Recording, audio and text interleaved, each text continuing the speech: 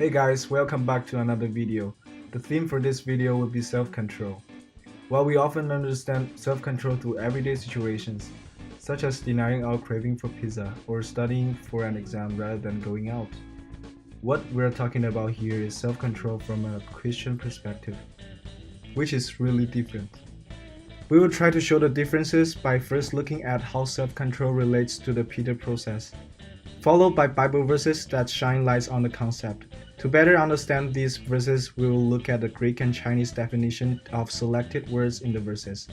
Next, we will play a short game and go into our first reading analysis. A short video would precede the next reading analysis, and we will finish off the video with another short game. We will begin with a quick review of the Peter process. We had previously talked about faith and arete in past videos. This too provides foundation for the frameworks as it provides us with motivations and an example of excellence. We then go on to the next two stages where we try to turn our thoughts and words into action. The first step in this stage is knowledge.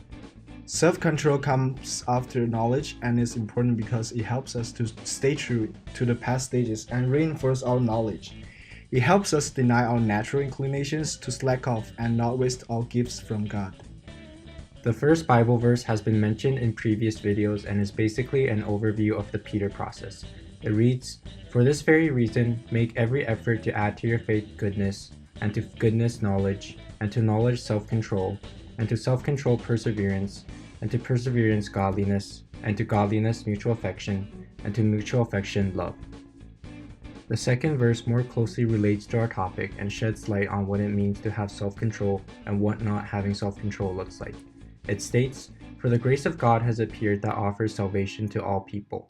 It teaches us to say no to ungodliness and worldly passions, and to live self-controlled, upright, and godly lives in this present age."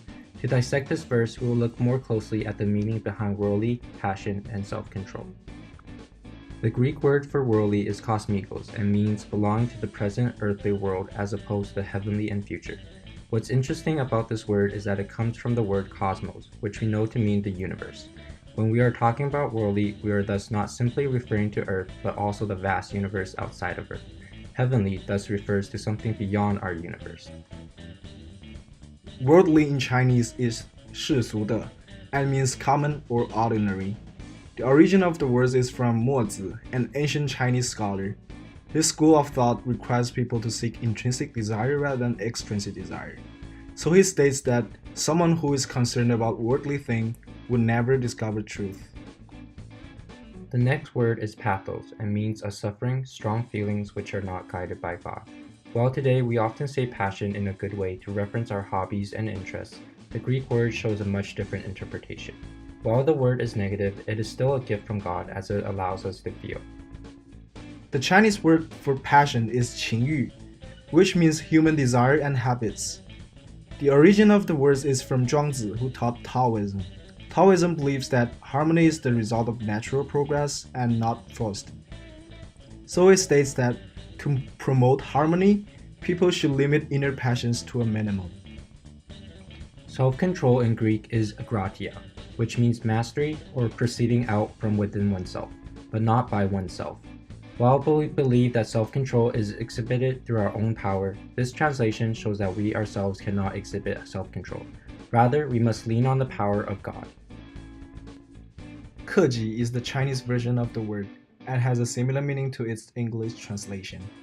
It is said to be first used by Confucius, who emphasized 5 elements which are benevolence, righteousness, manners, wisdom, and trust. So the school of thought believes that only through the practice of self-control can the world achieve higher morality and benevolence. Now it's time for a short game.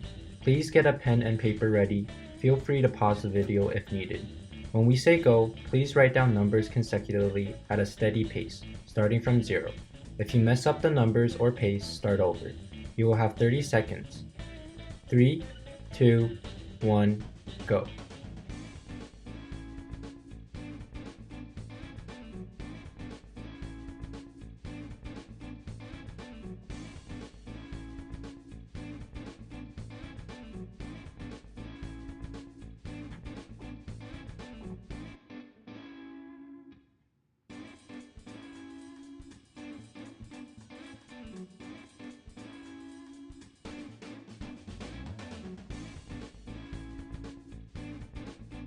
stop.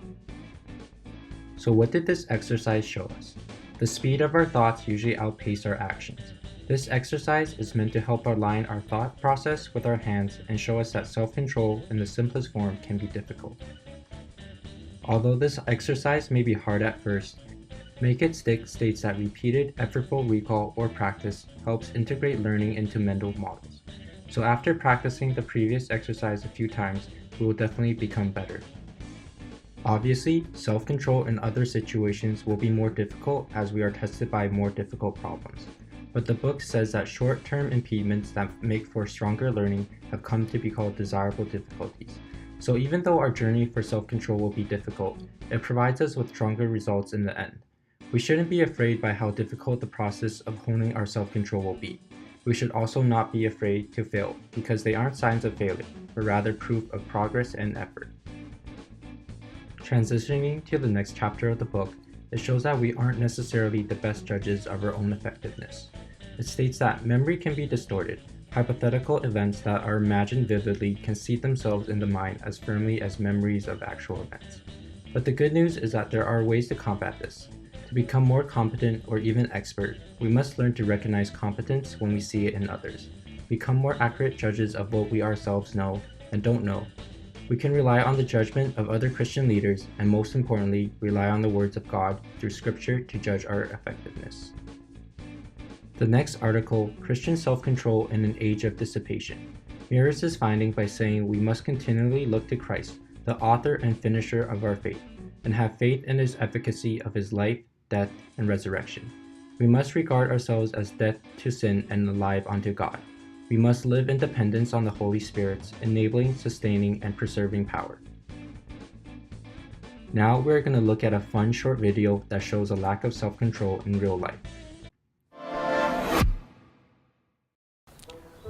The marshmallow test is a psychology experiment from the late 1960s, designed by a guy called Walter Mischel. The idea is you give young children a marshmallow and say you can eat it straight away, or if you don't eat it and hold on for 10 minutes, you can get a second marshmallow. It's all about delayed gratification, and Mischel said that those people who are good at the marshmallow test went on to have more successful lives.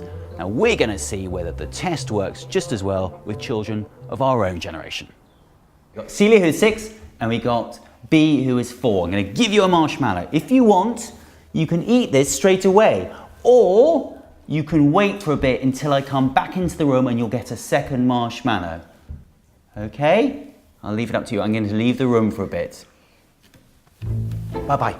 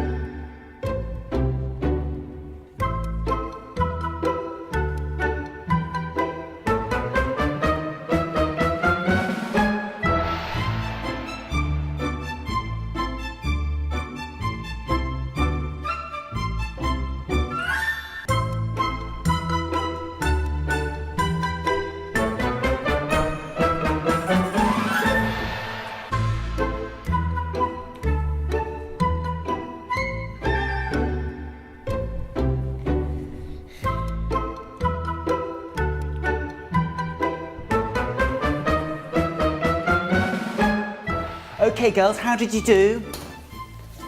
You haven't eaten yours. And what happened to yours, B? Where is it? What, it's there in your tummy? Is it? So you couldn't wait for another one. So you, as a reward, get another marshmallow. What do you think of that?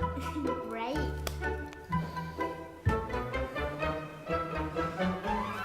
Tasty? In the video, we saw that the children were not able to have self-control and wanted immediate gratification. In All Means attitude, it says that it should also help us think strategically about the resources we control. One sign of maturity to adulthood is the ability to think beyond immediate pleasure to eventual consequences. So self-control, as we talked about in the definitions, is prioritizing long-term heavenly goals rather than short-term earthly goals. The article also tells us that when we are tempted by marshmallows or other things like wealth or status, we should change our perspective and remember that we should not ever think of what we earn here as reward to be enjoyed, but also as an entrustment to be managed. With this change in perspective, we feel less tempted to reach for things that may break our ethical boundaries and make it easier for us to control ourselves. The next article, Ethical Courage in the Workplace, again shows us a way for us to practice self-control. Unlike the past readings, this one is also backed by quantitative evidence. It states that the longer devotion time to God a Christian spends, or the more history or social science books a Christian has read, the more unlikely a Christian will disobey one's own wish. The conclusions reached by the article are also very interesting. It states that the major determining factors are gender, personal values, the working environment, the company's organization, and personal religious habit. What we want to highlight here is that self-control is influenced by both intrinsic and extrinsic factors. If we are too result-oriented or develop bad habits, then we ourselves contribute to the difficulty having self-control. On the other hand, if the organization and environment in which we are working are inherently unethical, they would also diminish our self-control. Now we wanted to share a small thought experiment. Imagine that you are in a secluded room. You are given a coin and asked to flip the coin 4 times. After flipping the coin, you are instructed to go to a machine and input how many tails you got. Instruction on the machine states that if you got 0 tails, you will get 0 pieces of chocolate. 1 tails equals 1 piece of chocolate, and you can get a maximum of 4 pieces of chocolate if you got 4 tails. Please imagine how you may act in a situation where no one outside of yourself would know whether or not you were telling the truth. Please feel free to pause the video if needed.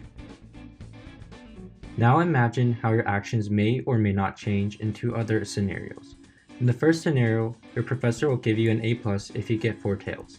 In the second scenario, your professor will get everyone an A+ if you get 4 tails. If you are currently working, substitute professor with the boss and A+ with the bonus. If you found that it would be easier to lie about getting 4 tails when everyone gets a reward, you are in the majority. Daniel Kahneman believes that as humans, we are more likely to base our actions off our achievement of goals and other people's expectations. We are more likely to pursue satisfaction than happiness.